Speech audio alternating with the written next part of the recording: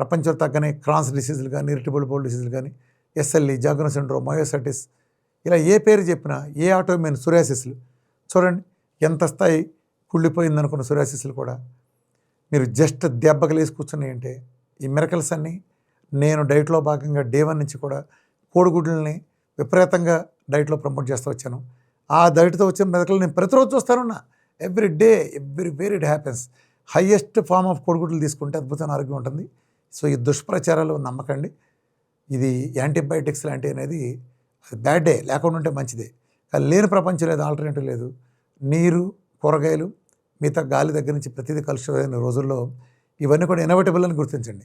నిజంగా అంత యాంటీబయాటిక్స్ మీద వ్యతిరేకత ఉంటే మొత్తం బ్యాన్ చేసి పారేయండి, దరిద్రం వదిలిపోద్ది.